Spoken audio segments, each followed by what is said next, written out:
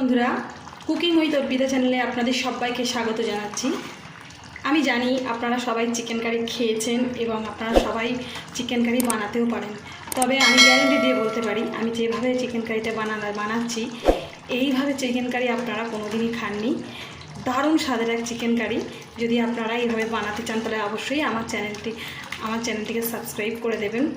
আর এই আমার রেসিপিটি প্রথম থেকে শেষ পর্যন্ত আপনারা দেখবেন।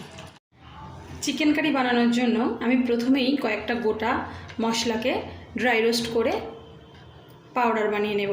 তার জন্য এখানে হাফ টিস্পুন মৌরি নিয়েছি, 4টে ছোটো এলাচ নিয়েছি, 2/4 টিস্পুন জিরে নিয়েছি, গোটা জিরে, 1/4 টিস্পুন ধনে নিয়েছি, গোটা ধনে, আর সামান্য একটু জয়িত্রী নিয়েছি, আর একটু সামান্য জায়ফল, আর একটা স্টার এসেন্স নিয়েছি, অল্প সামান্য একটা ফুল।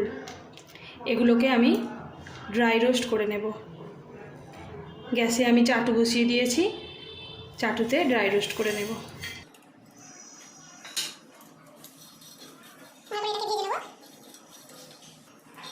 মশলাগুলো ড্রাই রোস্ট হয়ে গেছে। এবার একটা প্লেটে আমি এটাকে ঠান্ডা করবার জন্য রাখবো। ঠান্ডা হয়ে গেলে গুঁড়ো করে নেব। গ্যাসে কড়াই বসিয়ে দিয়েছি। এবার এতে আমি সর্ষের তেল দিয়ে দেবো। সর্ষের তেল দিয়ে দিলাম। তেলটা গরম হবে। তেলটা গরম হয়ে গেছে। এবার এতে একটা তেজপাতা মাঝখান থেকে চিড়ে দিয়ে দিলাম। শুকনো লঙ্কা একটা মাঝখান থেকে আধখানা করে দিয়ে দিলাম।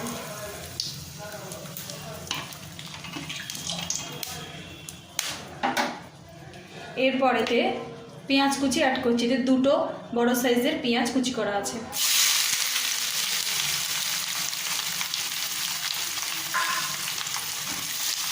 পেঁয়াজ কুচিগুলো ভালো করে ভাজবো।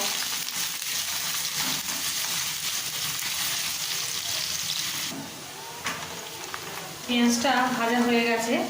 পেঁয়াজটা লালচে করে ভেজে নিয়েছি। এরপর এতে 2 টিস্পুন আদা রসুনের পেস্ট অ্যাড করে দিলাম। এরপর ভালো করে আদা রসুনের পেস্টটা কষে নেব, যাতে আদা রসুনের কাঁচা গন্ধটা চলে যায়। মশলাটা ভালো করে ভেজে নিয়েছি। এরপর এতে 2 টিস্পুন হলুদ গুঁড়ো, 2 টিস্পুন কাশ্মীরি মির্চ লঙ্কা গুঁড়ো, আর স্বাদ মতো লবণ অ্যাড করে দেব। ভালো করে কষবো। আবার মশলাটাকে খুব ভালো করে কষতে হবে। 1 মিনিট সময় নিয়ে লো টু মিডিয়াম হিটে মশলাটাকে আমি ভালো করে কষে নেব। মশলাটা খুব ভালো করে কষে নিয়েছি 1 মিনিট সময় ধরে। এরপর এতে 2টো টমেটো চপ করে কাটা আছে অ্যাড করে দেব। আবার মশলাটাকে ভালো করে কষবো। টমেটো যতক্ষণ না গলে যায় ভালো করে কষতে হবে। তার জন্য এটা আমি 1 মিনিটের মতো ঢাকা দিয়ে রেখে দেব।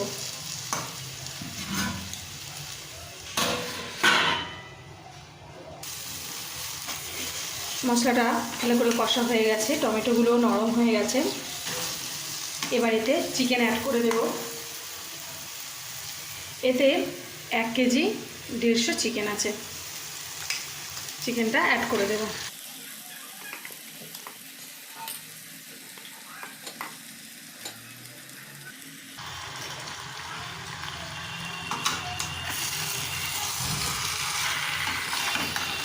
এবার মশলার সাথে চিকেনটাকে খুব ভালোভাবে মিশিয়ে কষতে হবে একটু সময় নিয়ে। যত বেশি কষা হবে ভালো, তত টেস্ট ভালো হবে। আমরা অনেকেই চিকেন কারি তো খেয়েছি, কিন্তু আমি যেভাবে রান্না করছি এইভাবে চিকেন কারিটা বানালে চিকেনের স্বাদ অনেক বেশি হবে। তাই দয়া করে ভিডিওটা প্রথম থেকে শেষ পর্যন্ত দেখার অনুরোধ রইল। আমি চিকেনটাকে খুব সুন্দর করে কষবো।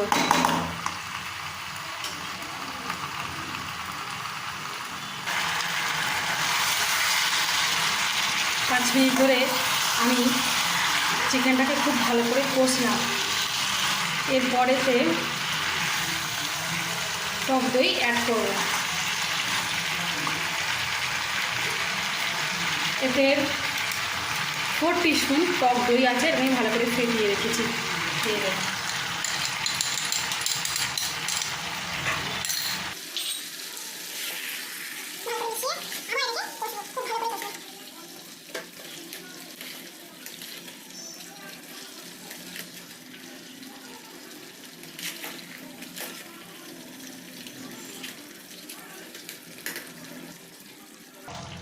এবার 5 মিনিটের মতো আমি লো হিটে ঢাকা দিয়ে রাখবো।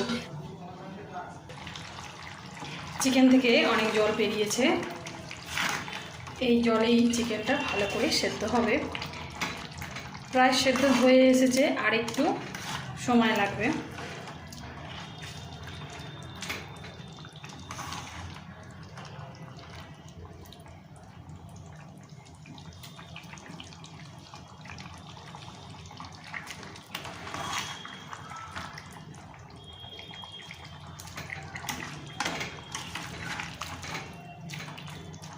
এরপর আমি এতে এই যে দইয়ের বাটিটাই গুলে 1 বাটি জল শুধু দিয়ে দেবো, আর একটুও জল দেব না।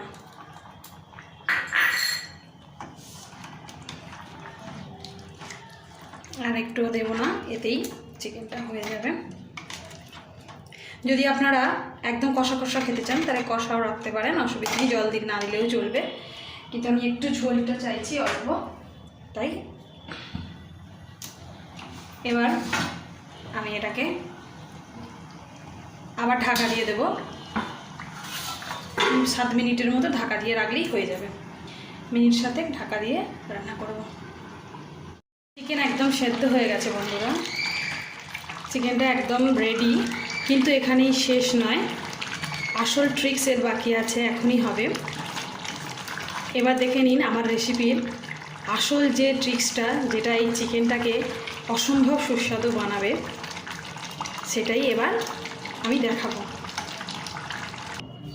ড্রাই রোস্ট করা যে মশলাটা ড্রাই রোস্ট করে নিয়েছিলাম, মশলাগুলো সেগুলো আমি ক্রাশ করে নিয়েছি। এগুলো কিন্তু আমি একদম ফাইন পাউডার করিনি, খালি ক্রাশ করে নিয়েছি। এবার আমি একটা বাটি গ্যাসে বসিয়ে দিয়েছি, আর এতে আমি 1 টিস্পুনের মতো ঘি দিয়ে দেব। গ্যাসটা বন্ধ করে দিলাম।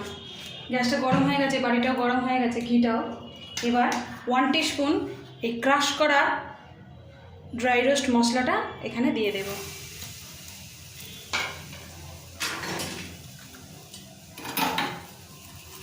হালকা একটু ভাজা ভাজা করে নেব।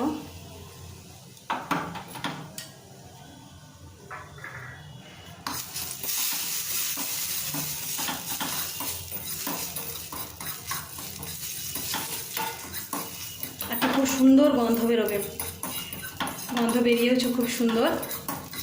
মশলাটাকে আমি ভাজা করে নেব। ভাজা হয়ে গেছে। এবার এই মশলাটা আমি ভাজা মশলাটা দিয়ে দেব চিকেনে।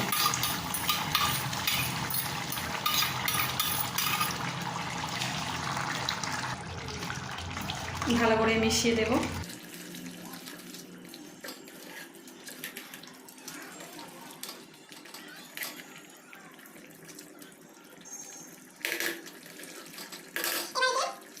চারটে কাঁচা লঙ্কা অ্যাড করে দিলাম। আপনারা ঝালটা বেশি কম করতে পারেন প্রয়োজন অনুসারে। আর কিছু ধনেপাতা কুচি দিয়ে দেব।